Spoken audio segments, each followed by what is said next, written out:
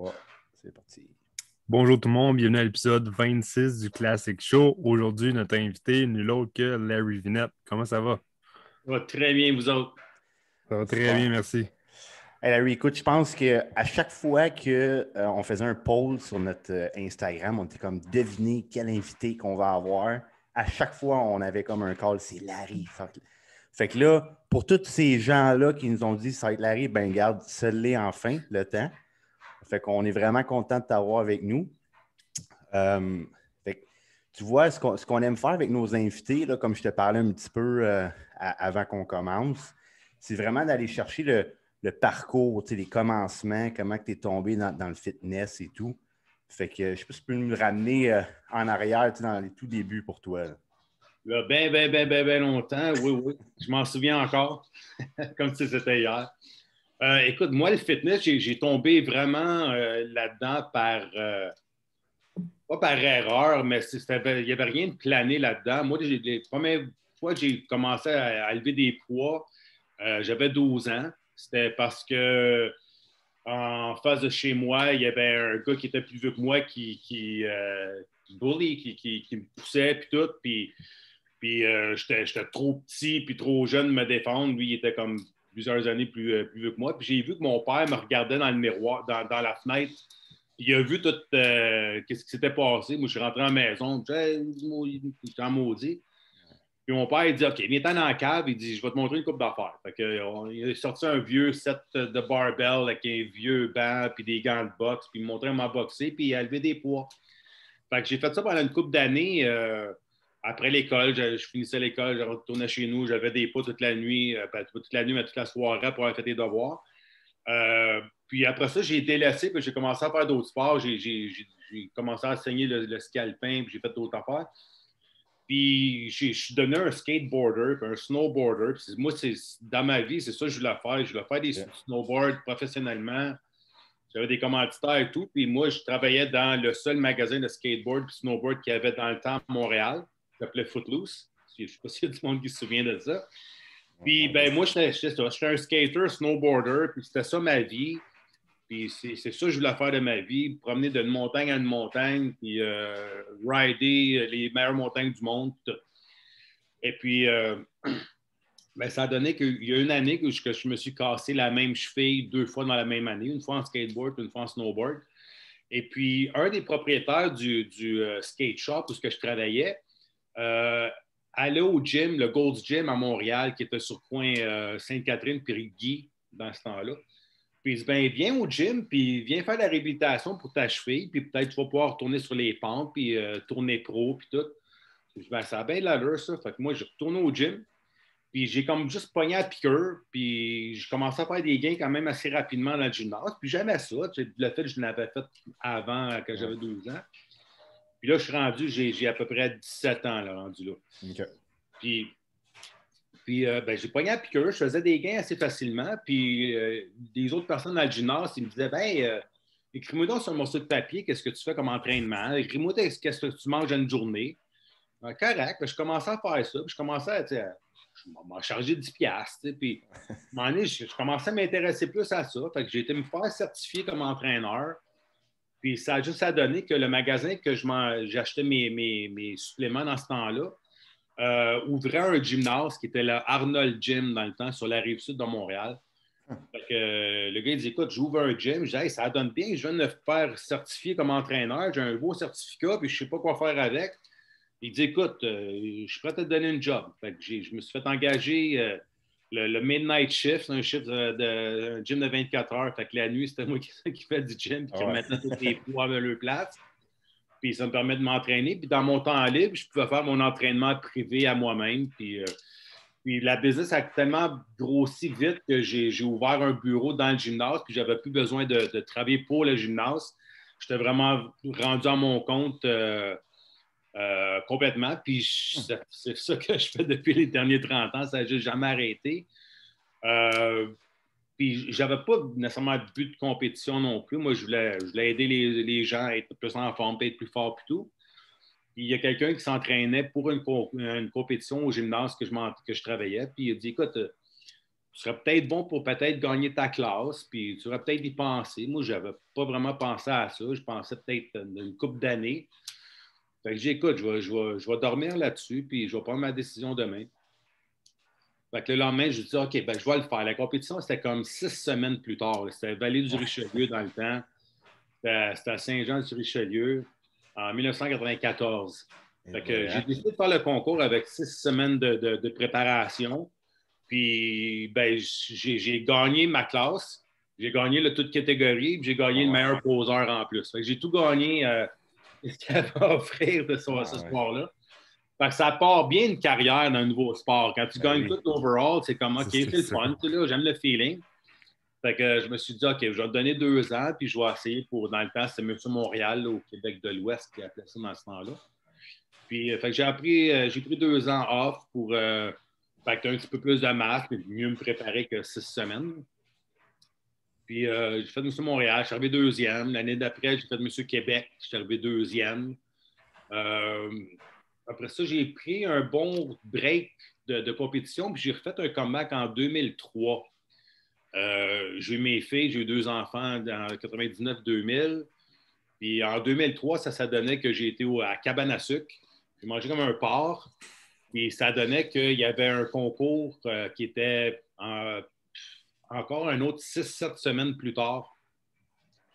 Et puis, il y avait un membre de la famille qui faisait des compétitions dans cette fédération-là, qui était une fédération naturelle où ce qui testait tous les athlètes. Puis ça commençait les compétitions naturelles. Avant, il n'y en avait pas. C'était une compétition, il y avait peut-être un concours testé parmi des milliers, mais c'était pas bien fort. En 2003, il y a Muscle Mania qui était pas mal gros aux États-Unis, qui commençait à donner des shows à Montréal, puis qui s'affiliait avec d'autres fédérations canadiennes, puis qui faisait la promotion de shows naturels. Fait que je me dis, bon, je suis naturel, ça me donne. Moi, je voulais juste me remettre en shape pour l'été. Fait que je dis, ben, une date de compétition va m'aider plus à rester focus. Fait que j'ai fait le concours en 2003. Puis, ben, j'ai gagné ma classe, j'ai gagné l'overall encore, j'ai encore gagné meilleur poseur. Fait que je dis, OK, ben, c'est le fun, ça. Puis, il y avait le national qui était à Toronto le mois d'après. Puis, dans ce temps-là, ces concours naturels-là, on était vraiment testés, puis tu avais 2 testings. Tu avais le testing d'urine quand tu sors du stage, mais les compétitions Muscle Mania aux États-Unis, puis partout dans plusieurs places à la planète, étaient télévisées. Qu'est-ce qui arrivait, c'est que si ils filmaient l'épisode puis que le gagnant testait positif, il fallait tout qu'il réédite l'épisode, ça lui coûtait de l'argent. Fait qu'ils ont trouvé un moyen de comme éliminer le plus possible ça. Fait qu'il y avait ce qu'on appelle le Physique Screening Panel, qui était la journée avant le concours, lors de l'inscription. Tous les athlètes, 5 par 5, passaient devant les 5 juges. Puis s'il y avait des signes trop évidents que quelqu'un avait utilisé des substances, il ne te laissait même pas faire le concours. Il disait, gars, c'est trop évident que tu as pris de quoi, toi. On ne dépensera pas d'argent à te tester. C'est trop évident que... Fait que, à Montréal, le premier concours que j'avais gagné, j'avais passé de justesse parce que moi, je n'étais pas bien gros, mais j'ai la capacité d'arriver quand même pas mal en bonne condition. Ouais. Fait que, il dit, ta condition, là, c'est louche. J'écoute. Je peux être le premier en ligne pour faire tester, là, puis si jamais je teste positif, tu le diras à tout le monde, puis je passerai pour un mot de cave. Fait que je me suis fait tester, c'est sûr. Puis j'ai passé le test. Fait que le mois d'après, il y avait le national à Toronto. Puis là, qu'est-ce que le monde me disait? Il disait, oh, gars, t'as gagné ça à Montréal, c'est un régional, mais attends, au national, là, c'est bien plus fort. Fait que je continuais à diéter pendant un mois de temps. Je m'en vais à Toronto. Je m'en souviens, j'étais là en train. J'avais une couple de mes chums qui étaient supposés me rejoindre en train pour me voir compétitionner là-bas. Puis, ben, il faut repasser devant le Physique Screening Panel pour voir si j'étais éligible pour faire le concours.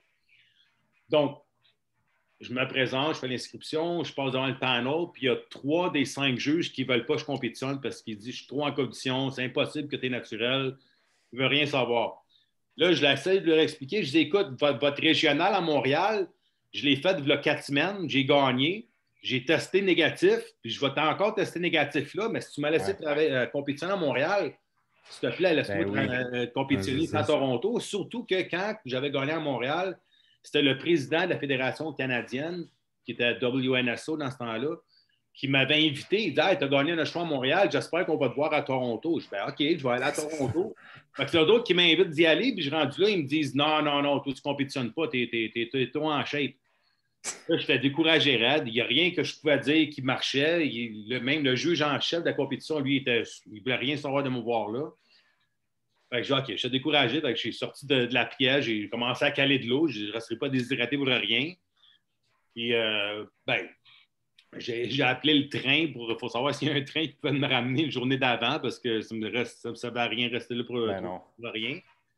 Puis ça, la journée avant, ça donnait qu'il y avait les catégories fitness étaient la journée d'avant. Puis moi, j'avais une de mes athlètes qui compétitionnait à cette compétition-là. Fait que je dis, en attendant que j'attends mon train, je vais aller la voir compétitionner. Puis fait qu'en rentrant dans l'auditorium, c'était le Convention Center à Toronto, je rencontre Mike Clément qui fait partie de la CPA maintenant, un très bon ami à moi.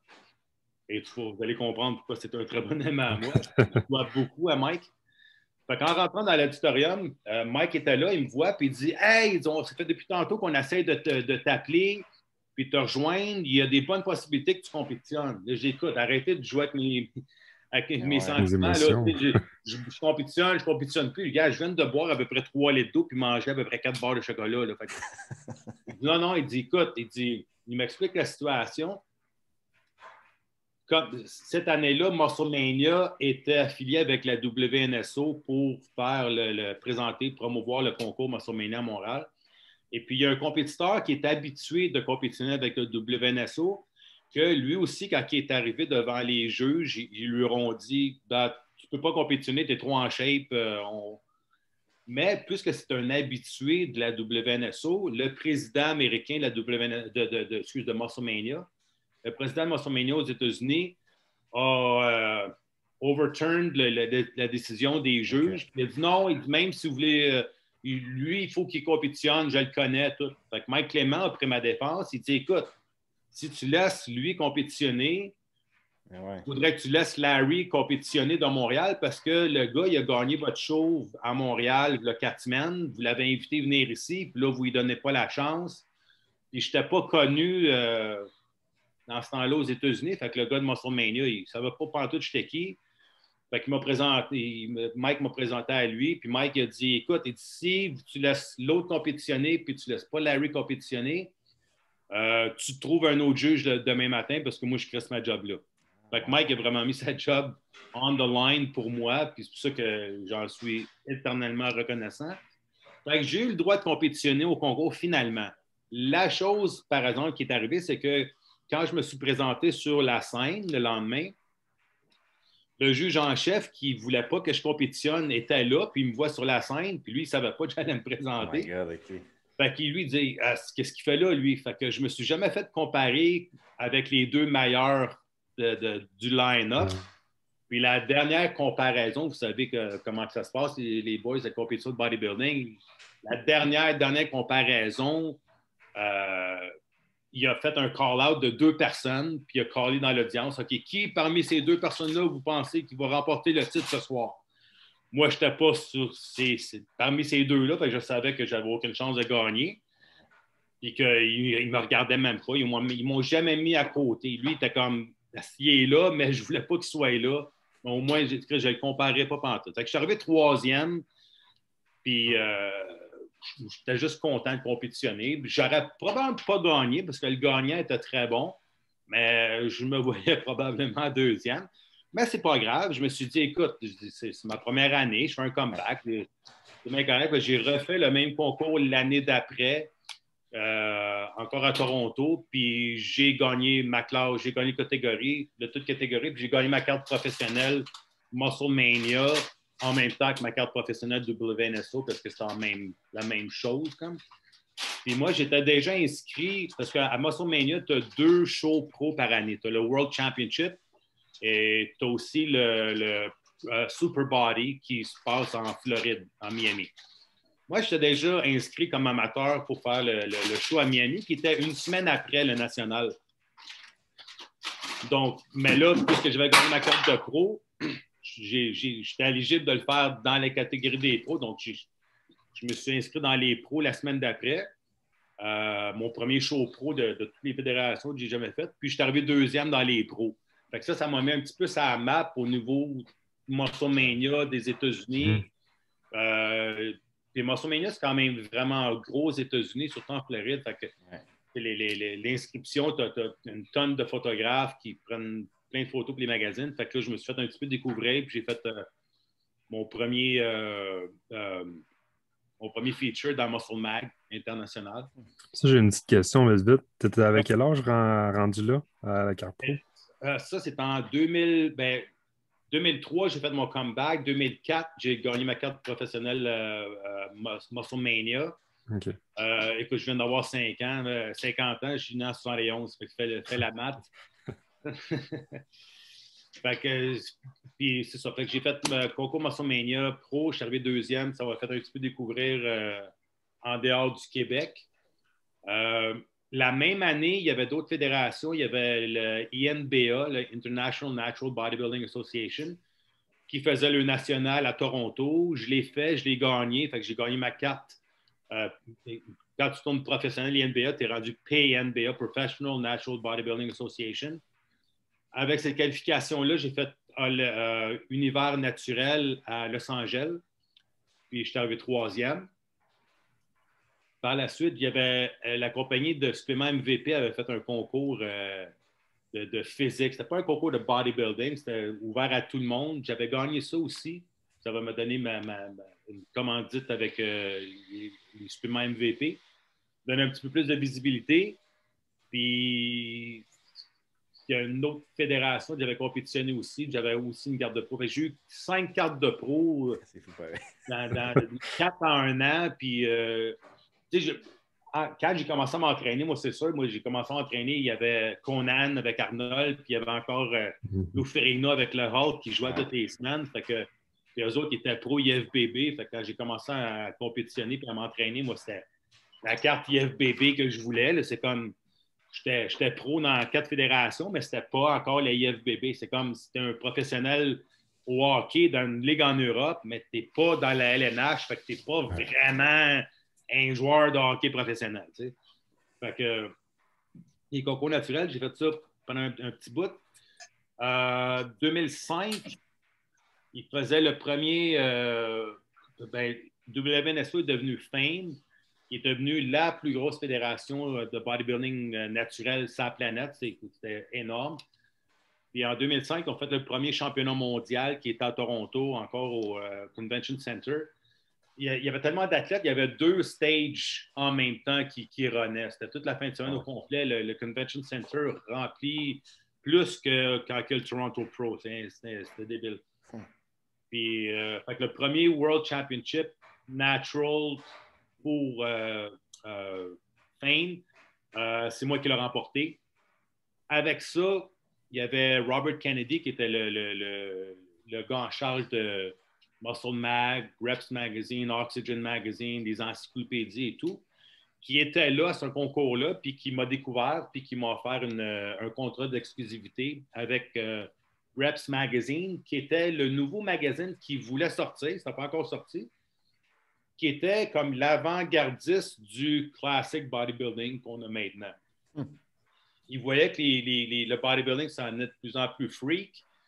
Fait qu'il a dit, OK, Muscle Mag va être mon magazine pour vraiment les bodybuilders open, les gros. Puis Reps va être plus pour les genres de physique classique, de Frank Zane et tout. Puis il cherchait comme le gars qui serait comme le poster child pour ça. Puis, fait qu'il m'a engagé. Fait que moi, j'avais un contrat d'exclusivité avec lui où j'avais pas le droit de me faire photographier pour aucun autre photographe à part ceux de Muscle Mag. Fait que j'ai été chanceux de m'envoyer shipper à Californie, à Las Vegas. J'ai fait des photoshoots avec Paul Bucetta, Alex Ardenti, Robert Reeve, tous les meilleurs photographes du temps. J'ai été chanceux, j'ai des photoshoots, puis je me faisais payer en plus. Fait que c'était vraiment le fun.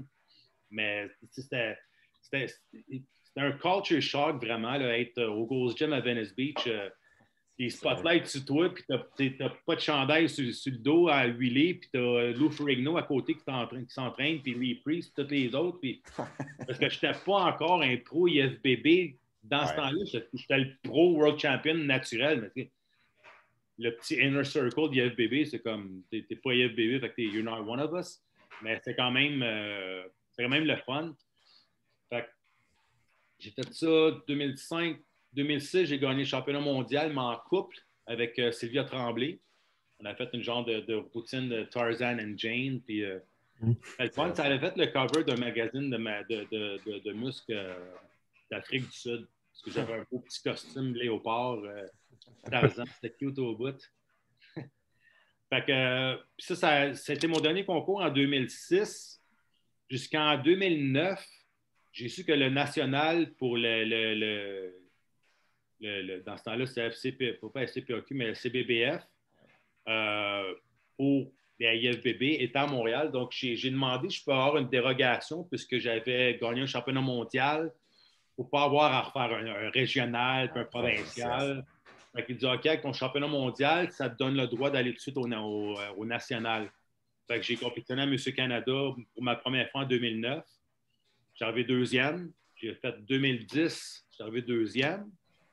En 2010, j'ai fait le Nord-América aussi, où je me suis classé dernier des derniers. Il compte jusqu'à la 15e place, puis après ça, tout le reste tombe 16e. Ouais. J'ai tombé 16e. Moi, je me trouvais super en shape, mais en tout cas. Mais une chose que j'ai aimé de ça, parce que tu sais, tout le temps, le genre de personnalité que tout ce qui m'arrive, j'essaie de tourner un positif. C'est que je sais c'est quoi arriver dernier à un concours. Je n'ai pas tout le temps arrivé premier. Fait que quand j'ai un athlète qui est fâché de son placing, ben, je peux leur mettre ça à la traque et dire hey, je sais c'est quoi, moi, arriver dernier. Fait que man up, puis tu sais, lance ta motivation, puis entraîne-toi plus fort la prochaine fois. Fait que 2009, 2010, 2011, je me suis rassé encore. Je suis deuxième encore. Tout le temps du même gars. C'était Martin Allard, qui est le naturopathe des stars qu'on voit maintenant. Bon, c'était Martin, un beau chum à moi, qui m'a battu 3 fois. En 2012, je me suis rassé encore, puis je l'ai eu finalement, ma carte de IFBB.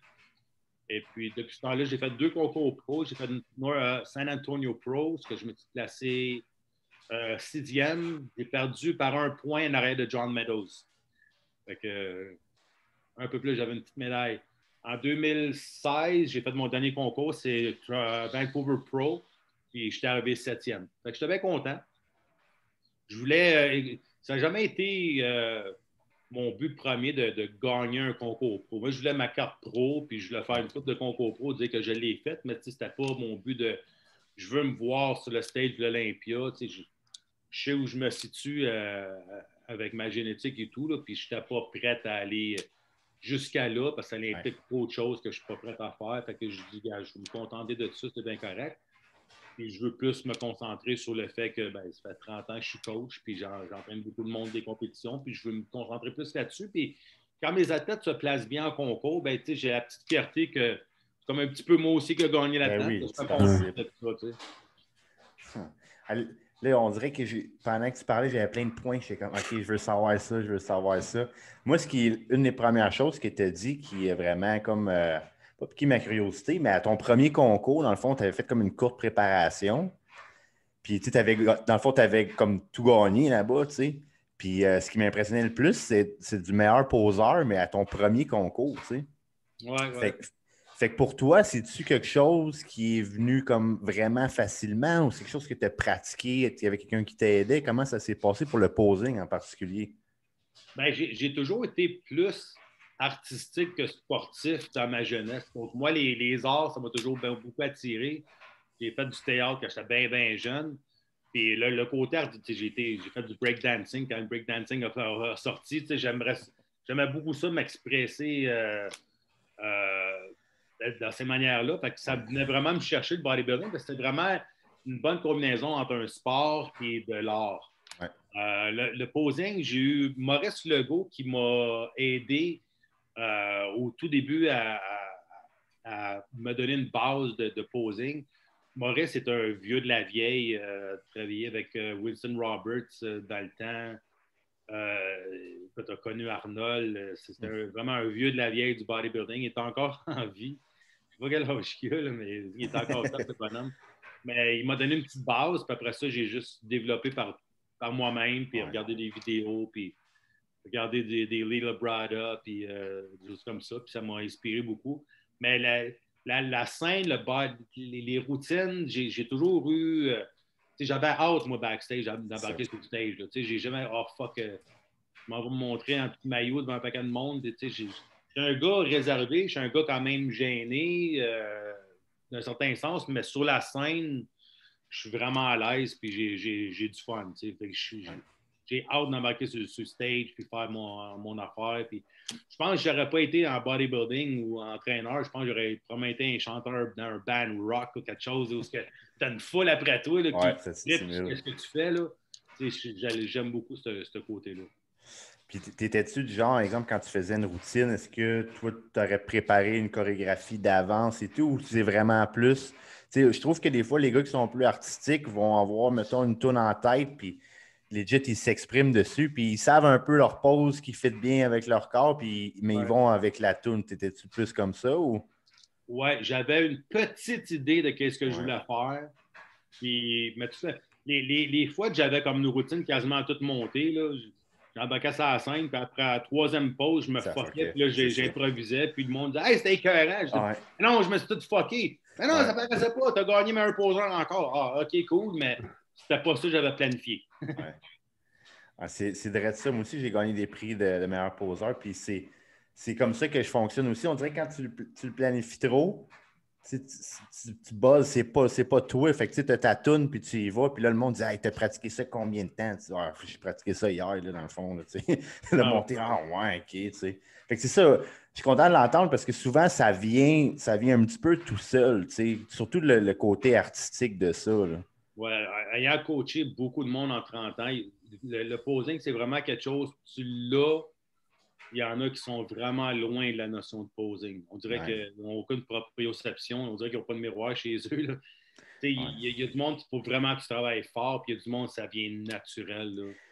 Mais tu sais, c'est comme un peu, c'est niaiseux, mais quelqu'un qui danse, là. Il y en a un, tu vas le mettre une fille, tu vas la mettre dans le club, elle danse, t'es là, wow, tu t'as-tu pratiqué? Jamais de ma vie, moi, ça y va de même, c'est la même affaire, là. La même chose, exact. La même affaire. Ouais. Tu l'as ou tu ne l'as pas. Il y en a qui sont vraiment loin de la notion. Puis, tu sais, quand tu as eu tes contrats avec le magazine et tout, là, je suis sûr que les gens qui commencent à être dans le fitness ne comprennent pas exactement c'est quoi, mais à cette époque-là, faire des features dans les magazines, puis même des covers comme tu as fait, c'était quelque chose. Fait que je sais pas si tu pourrais nous mettre en perception un petit peu de ce que ça représentait. Là. Oui, ben écoute, le bodybuilding maintenant, c'est vraiment, vraiment, vraiment différent dans notre temps. Premièrement, dans le temps, tu avais bodybuilding, tu avais fitness qui est arrivé plus tard, c'était les deux seules catégories. Ouais. Puis il n'y avait tellement pas beaucoup de pros. Puis au Canada, tu tournais pro si tu gagnais le toute catégorie. Ça veut dire que tu avais un gars canadien par année qui tournait pro. S'il y a quelqu'un qui allait faire le Nord-Amérique, puis il était chanceux, il y avait peut-être 2 chances de tourner pro dans toute l'année. Probablement aux États-Unis, où le gagnant de toutes les classes quasiment gagne le carte de pro, là, aux USA, tout ça. Fait que quand, je donnais l'exemple, quand moi je travaillais dans un gymnase, puis je faisais les shakes aux clients, puis tout, puis il y avait un pro qui rentrait dans ton gym, tu roulais, déroulais le tapis rouge, tu appelais tous tes chums, tu disais Hey man, un tel, il est en train de s'entraîner. C'était un événement. Le monde le savait, puis tu étais pro, tu ne payais pas dans un gym. Tout le monde rentre, man, puis fais ton workout, puis tu veux-tu un shake, tu veux-tu un spot, t'sais. À cette heure, il y a tellement de pros que c'est très, très, très dilué, puis c'est plus le même impact. Puis, dans le temps, tu étais connu dans le bodybuilding si tu gagnais des concours ou si tu étais des magazines. Ouais. Parce qu'il n'y avait pas d'Internet, il n'y avait pas de blog, il n'y avait rien de ça. Fait que si tu étais connu, c'est parce que tu étais des magazines ou tu gagnais des concours, que tu étais déjà pro. Un amateur gagne un concours. Certains magazines avaient des, comme Muscle Mag avait une petite section Canadian Corner où tu avais les culturistes canadiens, là, mais c'était beau. Mais sinon, personne ne te connaissait. Fait que les magazines, c'était vraiment l'avenue pour te faire connaître. Mais l'affaire qui arrive, c'est qu'au Canada, surtout à Montréal, on est loin de la Californie. La majorité des photographes sont en Californie. Parce que les autres, s'ils veulent avoir quelqu'un à photographier, ils ont juste à rentrer au Ghost Gym, à regarder qui est en shape, puis dire hey, ça te tente de prendre des photos. Il y a plein de monde qui sont prêts à payer pour se voir des magazines. Fait que ça ne paye pas être dans un magazine. Moi, j'ai été chanceux, j'avais un contrat d'exclusivité, mais je suis un des rares. La plupart du temps, les éditeurs de magazines, ils se disent, gars, il y en a à tonnes des gars qui sont prêts à payer de l'argent pour se voir des magazines. Pourquoi qu'on paierait quelqu'un pour être des magazines? Si tu étais un athlète et tu demandais un cachet, ben OK, il te donnait tes 500$, puis il te mettait sur une blacklist, puis il ne te rappelait plus jamais. C'était de même. C'était fou. À cette heure, avec l'Internet, tu n'as pas besoin d'avoir accompli des choses pour être connu. Dans le temps, il fallait que tu aies fait quelque chose de digne de mention pour que le monde répète ton nom. Un tel, il a fait ci, lui, il a gagné ça, lui, il a fait ci. À Star, tu as juste à prendre des photos de ton déjeuner, puis ton workout, puis une coupe de pause, puis tu es Insta-famous, puis tu as un paquet de followers. Fait que c'est complètement une autre dynamique. Moi, étant un petit peu dinosaure au début, j'étais comme, moi, je suis connu, ben, j'ai fait des affaires dans la vie. Le bateau, il passe, puis tu te dis, j'ai pas de followers, puis je devrais avoir bien plus de followers. OK, il faudrait que j'embarque sur le train puis commencer à faire comme les autres. Mais tu sais, c'était pas de même avant. Fait qu'au début, c'est comme tu es réticent. À un moment donné, tu te dis, je suis en train de tomber à côté de la traque. Fait que là, on est en train de travailler les réseaux sociaux et tout ça, mais il n'y avait rien de tout ça avant. Tu avais les magazines, puis that's it. Fait que si tu te présentais dans les concours, OK, tu avais une visibilité, c'était des magazines, tu étais chanceux parce que s'ils payaient pour payer ton avion, t'envoyer en Californie pour prendre des photos, écoute, ça ne coûte rien de prendre un gars qui est déjà là. Fait que j'ai été vraiment, vraiment, vraiment chanceux. J'ai été chanceux de connaître des bonnes personnes puis d'être aux bonnes places au bon moment. Ouais. Robert, ça a été super gros parce que j'ai eu le cover du premier Reps Magazine, c'était moi qui étais dessus. J'avais ma propre question and answer column dans presque tous les magazines de Reps. Puis comme je disais tantôt, Reps, c'était le fun parce que c'était l'avant-gardiste des physiques qui sont populaires maintenant. Ouais. C'était le magazine pour ça, mais avant même que la catégorie soit inventée. Robert Kennedy voulait vraiment un magazine pour les classiques physiques. Puis,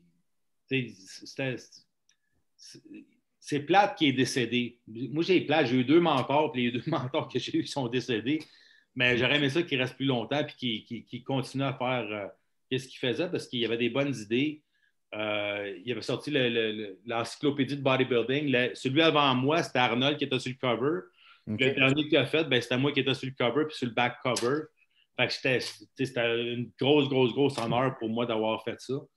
Puis c'est triste qu'il soit déjà parti, mais c'était le fun parce que j'ai fait plus qu'un photoshoot en sa présence. Donc, il y avait un photographe, puis il y avait aussi Robert Kennedy en même temps qui prenait des photos. Okay. Il raconte plein d'histoires dans le temps d'Arnold, puis Dave Draper, puis tout ça. Fait que c'était le fun d'avoir les petits in de ces histoires-là, puis de vraiment quelqu'un qui était là dans ce temps-là, parce que les 2 frères Weeder étaient décédés. C'est pas mal le dernier qui restait de cette ère-là, puis là, lui est parti. Fait que là, c'est complètement une autre génération, puis c'est une autre affaire, mais je suis content d'avoir été là à la fin de ce petit temps de bodybuilding-là avec Robert Kennedy. Fait que là, tu as vraiment pu vécu les deux, dans le fond. Fait que, toutes les différences que tu vois aujourd'hui, comment tu pourrais comparer ça un petit peu vite fait entre l'époque que tu as vécu, exemple, avec les magazines et tout, puis maintenant, puis là, on parle pour un athlète puis coach comme toi. Est-ce que tu penses que niveau d'opportunité de carrière, c'est mieux aujourd'hui ou avant ou c'est similaire? Comment tu vois ça? Avant, quand tu avais un commanditaire, le commanditaire était là pour t'enlever du travail de ses épaules. Quand tu avais un commanditaire, il te payait pour que tu puisses t'entraîner, pour que tu aies justement plus de temps pour t'entraîner, plus de temps pour te reposer, et ainsi de suite. À cette heure, quand tu as un commanditaire, c'est une job d'extra. Ça veut dire, OK, tu es commanditaire, mais maintenant, on va te donner un pourcentage des ventes que tu fais. Fait que là, tu dis, bon, mais l'idée, c'est une commandite, c'est pour que j'aie plus de temps à me concentrer à être un athlète. Je ne cherche pas une deuxième job. Fait que les commanditaires, maintenant, c'est plate, mais c'est plus la même chose. Tu n'es plus payé pour juste être un athlète. Tu es payé pour promouvoir la marque, mais te présenter au kiosque, mais en plus de faire des ventes. Ouais, c'est ça. Parce que là, il dit, ben, ton salaire, ben, à la place de te donner un salaire par mois juste pour être toi, ton salaire va être, ben, on va te donner un pourcentage sur toutes les ventes de suppléments que tu fais. Fait que c'est un autre job sur la job que tu as déjà. C'est plate dans le bodybuilding. On est les athlètes, je pense, les plus exploités de la planète. Je pense que les joueurs de bowling ils font plus d'argent qu'un professionnel en bodybuilding. Quelqu'un m'avait déjà dit que 252e meilleur golfeur au monde, c'était plus que M. Olympia. Je ne sais pas si c'est vrai, là, mais c'est ridicule un sport qui est aussi demandant, qui est aussi peu rémunéré. Ça monte tranquillement. Mais très tranquillement. Tu regardes, tu gagnes M. Olympia, Open, tu as 400 000, tu gagnes dans le 212, tu as 40 000. Voyons donc. 40 000, tu es le meilleur du monde dans qu'est-ce que tu fais pour 40 000 $. C'est ridicule. Fait que tu le fais vraiment pour l'amour du sport, mais quelqu'un qui, quand j'ai un nouveau qui rentre dans mon bureau puis il veut faire du bodybuilding parce qu'il veut en faire une carrière, puis tout, je dis, trouve-toi un plan B parce qu'il n'y a pas vraiment pas beaucoup d'argent dans ce sport-là. Là. Tu vas faire ton sport, ton argent sur les à côté, mais du sport tel quel, oublie ça, il n'y a pas d'argent. Là. Tu gagnes un show pro dans l'année, tu vois 3 000 $, 4 000 $. C'est ridicule. Les gros, c'est genre 10-15 au pire. Là. C'est un New York Pro. C'est ridicule, tu sais. Tu fais, combien ils font les joueurs de golf par trou? C'est ça. C'est vrai que c'est on parle même pas. Fait qu'on le fait parce qu'on aime ça, mais il faut que ça soit une passion. Mais quand tu fais ça parce que tu dis, moi, je vais en faire une carrière et je vais faire vivre ma famille avec ça, good luck. Ouais. Je le souhaite, là. Moi, je n'y ai pas arrivé, là. Puis il n'y a personne que. Moi, j'ai vu un petit peu l'autre côté de la médaille au niveau professionnel, puis en connaissant d'autres pros, puis tout, puis savoir un petit peu comment ils vivent. Puis, c'est pas. La plupart des pros ont des jobs. La plupart des pros, ben, il y a bien des pros qui vont vendre des affaires parce qu'ils savent qu'ils se font solliciter pour bien des affaires dans le gym parce qu'ils sont bien gros. Fait que, tu sais, t'es professionnel, mais t'es professionnel / drug dealer / personal trainer / escorte. C'est vrai, pareil, ça. Wow. Ouais, c'est que c'est pas évident. Je pense que la façon de bien le résumer, c'est que avant, quand tu avais une commandite, c'est parce que tu étais l'image, une des images de la compagnie, fait que tu étais payé pour ça. Peut-être qu'aujourd'hui, c'est rendu, tu étais comme un employé. Ils profitent de ta visibilité que tu as en tant qu'athlète, coach XY, mais tu demeures presque un employé. Il faut que tu fasses tes ventes puis si tu veux avoir plus de rémunération. Tu sais. En plein ça.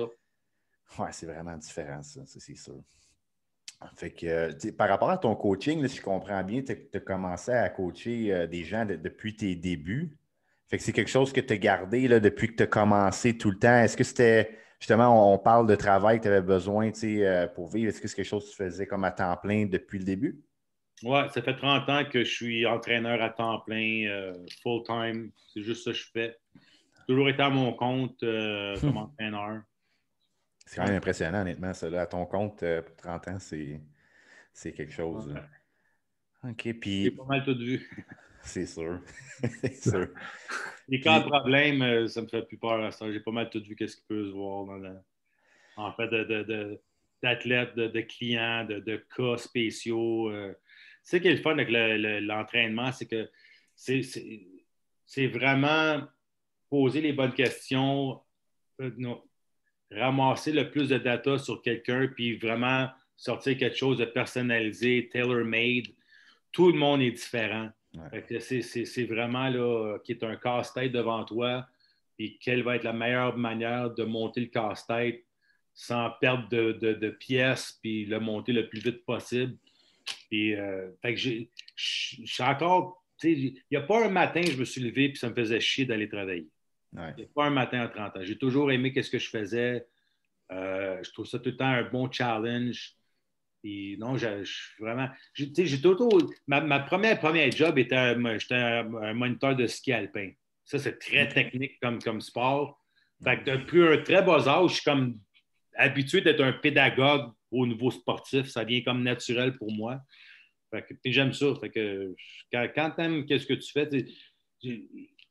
c'est dur pour moi de dire que j'ai travaillé la même job pendant 30 ans, parce que je pense même pas que c'est du travail. J'ai fait la même chose depuis 30 ans, j'ai aidé le monde depuis 30 ans, mais c'est pas vraiment du travail pour moi. C'est plus, ben, j'aide les gens, puis une récompense, puis tout le monde va bien avec ça, puis Ouais.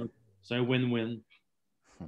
Ça amène un petit peu à la prochaine question. Qu'est-ce que je voulais te demander? C'est qu'après toutes ces années, est-ce que tu te fixes, mettons, des objectifs? Y a-tu quelque part que tu dis, ah, j'aimerais ça me rendre avec mon coaching à tel endroit ou ce que tu es rendu présentement? Tu sais, comme tu dis, tu le fais de passion. Fait que tu dis, écoute, moi, je suis pas mal établi, puis je roule ma business, ça va bien de même. Tu sais, où c'est que tu en es avec ça?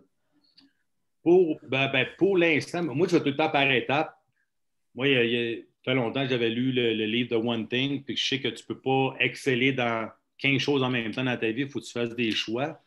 Maintenant que mes 2 enfants sont adultes, ils vont bien, ils font leur affaire, j'ai plus de temps pour moi, aussi du fait que je ne fais plus de compétition, j'ai pris ma retraite de compétition. Donc maintenant, c'est le temps pour moi de me concentrer vraiment sur ma business.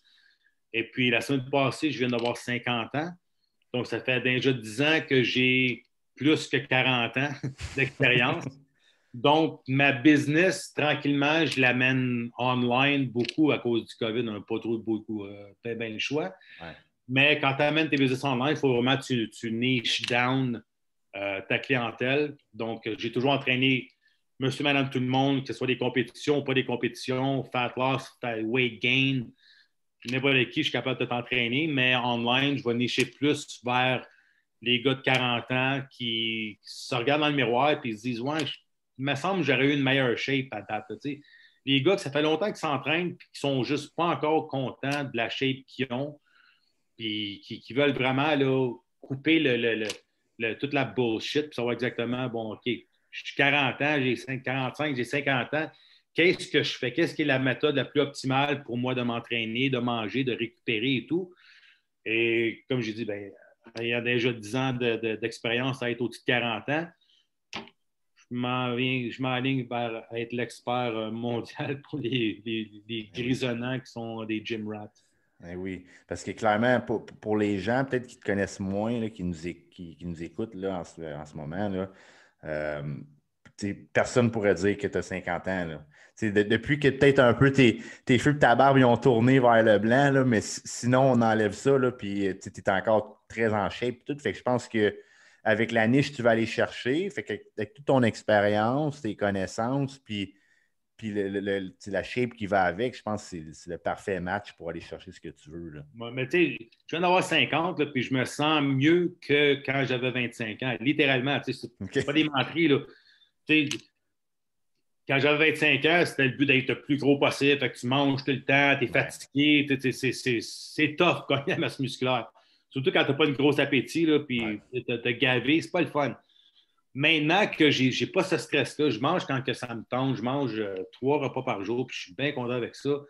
J'ai perdu du poids, mais je suis encore 195 livres à 5 et 6, que je suis quand même pas pire. Je me sens beaucoup mieux. Je suis fit dans des jeans, je ne suis pas essoufflé, je suis capable d'attacher mes souliers, je me sens en forme. Puis je vois mes parents vieillir, puis je veux tellement pas vieillir comme mes parents. Fait que je pense que c'est ma mission dans la vie, c'est d'aider le monde à pas virer comme mes parents. Parce que, écoute, mon père a 87, ma mère a 80, ils sont encore en vie, ils sont encore ensemble, mais qualité de vie n'est pas là, ils ne s'entraînent pas, ils mangent mal. C'est plate parce que moi, j'ai tous les outils pour les aider, mais ils ne veulent juste pas. Il y a comme un phénomène que quand c'est dans ta famille, c'est vrai. Tu ne veux rien savoir. Puis mes parents sont très vieux jeu. Là. Mon père, il a 87. Lui, dans sa mentalité, c'est les parents qui éduquent les enfants, mais les enfants n'ont pas d'éducation à faire aux parents. T'sais. Fait qu'eux autres, que je leur dis de ne pas mettre ça dans leur panier d'épicerie parce que c'est dégueulasse, puis c'est du poison, ils s'en calissent. puis il m'envoie chier à la limite, puis ça fait des chicanes. Fait que les derniers temps, je veux passer avec mes parents, je veux pas les passer à tout le temps me chicaner, dire mange pas des Joe Louis, là, mais il achète 2 boîtes de Joe Louis par semaine à lui tout seul. Fait que, ils font plein de choses que je trouve qui n'ont pas de sens. Je trouve ça plate parce que il y a du monde qui me paye des bonnes sommes d'argent pour les aider, puis je les aide, puis mes parents, ils auraient ça gratuitement, puis ils nagent dessus. Mais ça me donne juste une vision de OK, je veux pas devenir comme ça, puis je veux aider le monde à justement pas faire les choix que mes parents font pour que, quand tu appelles tes parents, tu te dis comment ça va, ben ce serait le fun qu'ils répondent ça va bien, après j'ai mal ici, j'ai mal là, fait que je veux pas devenir comme mes parents, puis je veux pas personne d'autre ait à subir ça. Donc, je me fais ma mission de vie de aider le monde à vieillir en beauté, être mobile, être capable de jouer avec leurs petits-enfants, pas être essoufflé à rien faire. Et puis, parce qu'on sait, les 2 meilleurs signes de longévité sont ta force musculaire et ta masse musculaire. Fait que je m'aligne là-dessus. Fait que si vous avez 40 ans et que vous n'aimez pas comment vous êtes, vous avez de l'air dans le miroir, ben appelez-moi puis je vais vous dire quoi faire. Ben oui, c'est ça. Puis on le voit surtout là, avec cette année, à quel point, en tout cas, j'espère que ça va en ressortir. Moi, j'en parle souvent avec les gens alentour de moi, que la santé, c'est tellement important. Puis que la façon que c'est partagé avec les médias, aux nouvelles et tout, que c'est des pilules, des vaccins, des ci, des ça. Ouais, j'espère ça fait une mission pour des gens comme nous de faire comme écoute. Il y a bien des affaires que tu peux faire avant de prendre ça. Là. J'espère que ça va sortir un petit peu tout ça. Là. C'est éduquer le monde à faire des meilleurs choix dans la vie, mais le monde ne sont juste pas éduqués, ils ne savent pas. Pour nous autres, des choses qui vont être bien évidentes chez certaines personnes, ça ne le sera pas. Puis ils entendent plein de choses qui se contredisent de gauche à droite. C'est comme dans n'importe quoi. Moi, si je veux exceller dans quelque chose que je ne suis pas un expert, ben, je vais trouver un expert et je vais poser les bonnes questions, je vais l'engager ou je vais passer du temps avec. C'est comme dans n'importe quoi, mais c'est une des choses plates de l'Internet puis de tout ça, c'est que n'importe qui peut se coller un expert à cette heure puis se dire moi, je suis un expert ici.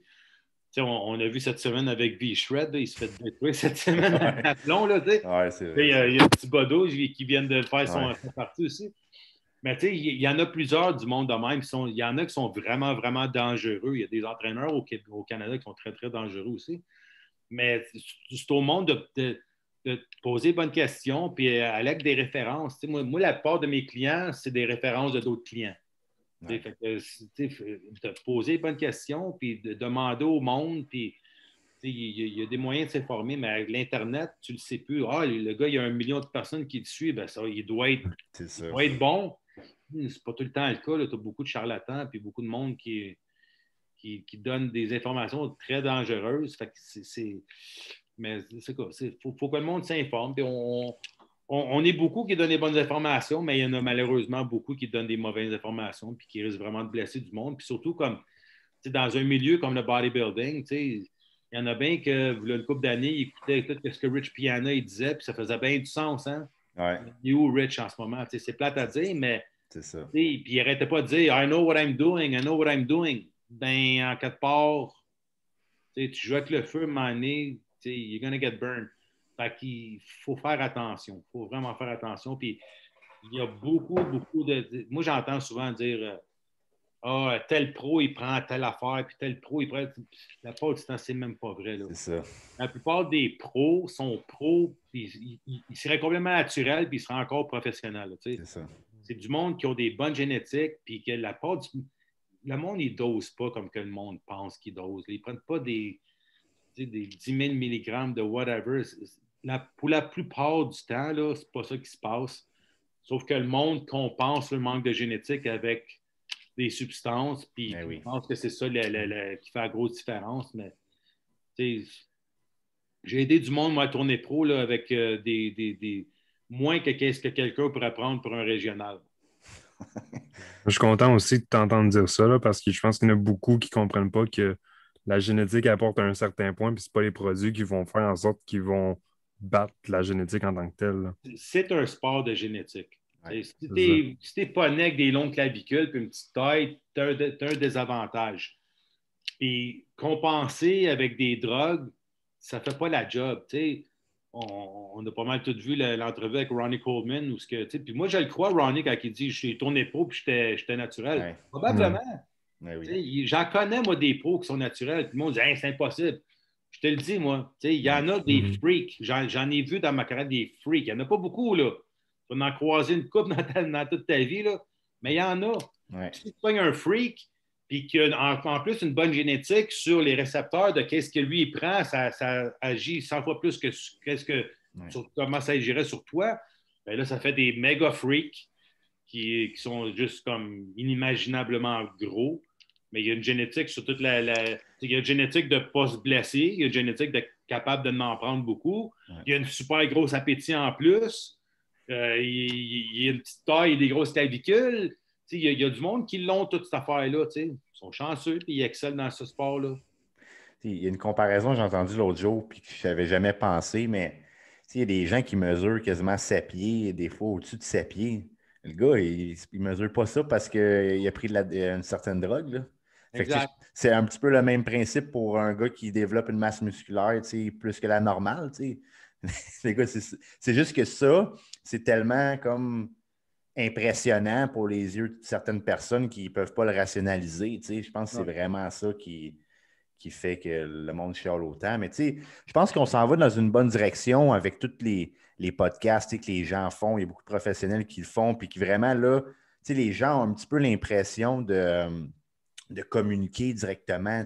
À chaque semaine, ils font des podcasts, tu l'écoutes, fait qu'ils répètent les bonnes choses. Fait que je pense que là, c'est mieux que si on se compare à l'époque de, là, mettons, 5-10 ans, où ce que, mettons, des Rich Piana, il te fait une vidéo YouTube, il te dit ce qu'il en est. Fait que là, tu le crois parce qu'il te fait un cours vidéo, tu sais.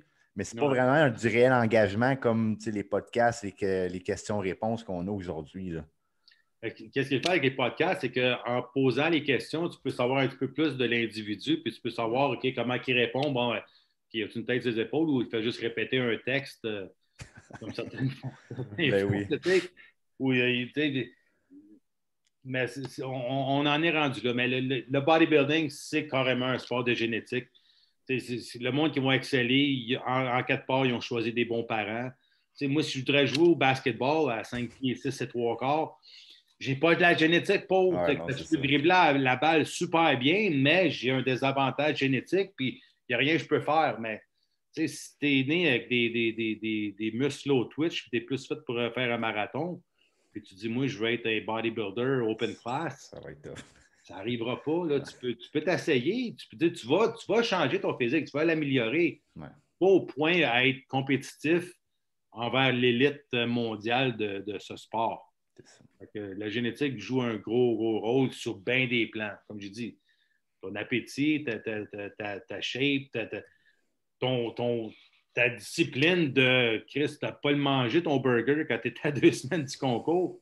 Il faut que tu sois excessivement fort mentalement pour résister à ces tentations-là. Parce que tu sais, c'est bien beau la génétique, mais combien de monde qui ont jamais monté sur un stage et qui auraient été écœurants? C'est juste que il fuck la diète tout le temps une couple de semaines avant, puis il ne se présente pas. Oui, c'est ça la beauté aussi du bodybuilding, c'est que ça montre aussi, ça apprend au monde à une discipline, puis à être ordonné, puis tout, parce que, tu sais, c'est comparativement aux autres sports, est-ce que tu te présentes aux pratiques, tu te présentes aux games, puis le reste du temps de ta vie, bodybuilding, c'est à toutes les 3 heures, tu manges. Que tu aies faim ou que tu n'aies pas faim, il faut que tu manges. Puis, tu sais, partir en voyage 2 semaines avec ta blonde, puis il n'y a pas de gym, tu peux pas. C'est du planning. Tu vas en quelque part, OK, tu vas au cinéma. OK, ben il faut que je planifie, là. OK, je vais manger juste avant le film, puis entre-temps, le film est 1h30, je vais être correct. Mon repas va m'attendre en sortant du film. Tu sais, c'est du planning au bout. Ouais. Tu sais, souvent, les relations pètent parce que si ta blonde ne comprend pas ça, que toi, il faut que tu manges aux 3 heures, ne veux pas, sinon, la planète va exploser. Il faut avoir un bon partner qui est compréhensif, mais c'est un sport beaucoup demandant. Puis c'est 24 heures sur 24. Puis c'est rare les sports qui sont autant around the clock que ça. Ouais. Ouais, ça devient un mode de vie, tu sais, ça, on l'entend souvent, là, puis c'est pas cliché, là, c'est vraiment un mode de vie. Là. Ouais. Ouais. Ah, écoute, moi, je pense qu'on ne te retiendra pas plus longtemps. Larry, tu nous as donné pas mal de temps déjà. Puis, je suis content, honnêtement, que tu aies pu nous en dire autant, puis que ça l'éclaire un petit peu toutes tes connaissances, puis que les gens apprennent à te connaître un petit peu plus. Fait Ça que, m'a fait plaisir. C'est sûr que la nouvelle génération peut peut-être moins savoir qui que je suis. Fait que ça fait du bien un petit refresher up de même. ben oui. Merci beaucoup de m'avoir invité. Ça a été un Ouais, pas de plaisir. trouble. Merci beaucoup. All right. Fait que merci à tout le monde. Sur ce, on se dit à la Merci, là. prochaine. All Ciao. right.